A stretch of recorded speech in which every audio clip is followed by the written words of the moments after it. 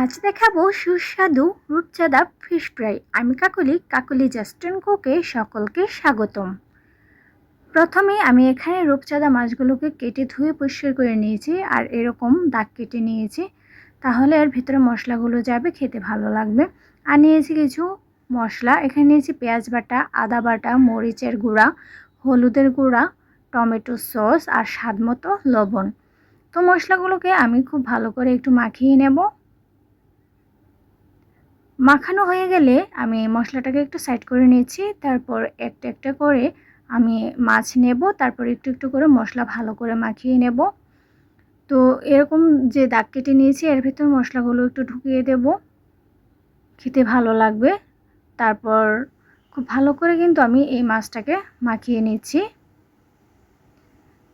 আর এরকম এই যে পেটিটা আছে ওইটার ভিতরে কিন্তু মশলা ঢুকিয়ে দিতে হবে, তাহলেই কিন্তু ভাজার পরে খেতে ভালো লাগবে। তো এরকম করে আমি সবগুলো মাছই মাখিয়ে নেব। তো দেখুন মাছগুলো আমার মাখানো হয়ে গেছে। তারপর এটাকে ঢেকে আমি আধ ঘন্টার জন্য রেখে দেব।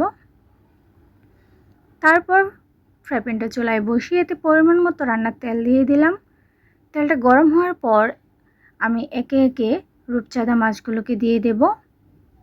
তো প্রথমে আমি তিনটে দিয়ে দিচ্ছি, তারপর বাকিগুলো পরে ভেজে নেব। তো এই মাছগুলোকে সময় নিয়ে উল্টে পাল্টে লাল লাল করে ভেজে নেব, তাহলে কিন্তু খেতে ভালো লাগবে। তো দেখুন এরকম উল্টে পাল্টে ভেজে নিচ্ছি, আর একটু আলতো হাতে নেড়ে চেড়ে দিতে হবে, তা নাহলে কিন্তু মাছগুলো ভেঙে যাবে। তো এরকম সময় নিয়ে আমি ভেজে নিচ্ছি। তো দেখুন বন্ধুরা মাছগুলো কিন্তু ভাজা হয়ে গেছে, আর কতটা লাল লাল মচমচে হয়েছে। এগুলোকে আমি নামিয়ে নিচ্ছি।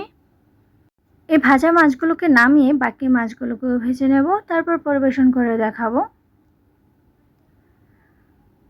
তো পেঁয়াজ বেরেস্তা ছিটিয়ে মাছগুলোকে পরিবেশন করলাম। বন্ধুরা আপনারা দেখে বুঝতে পারছেন এই ফিশ ফ্রাইটা কতটা মজাদার হবে। যদি ভালো লাগে থাকে তাহলে লাইক, কমেন্ট অ্যান্ড শেয়ার অবশ্যই করে দেবেন, আর সাবস্ক্রাইব করতে ভুলবেন না। ভালো থাকবেন, বাই বাই।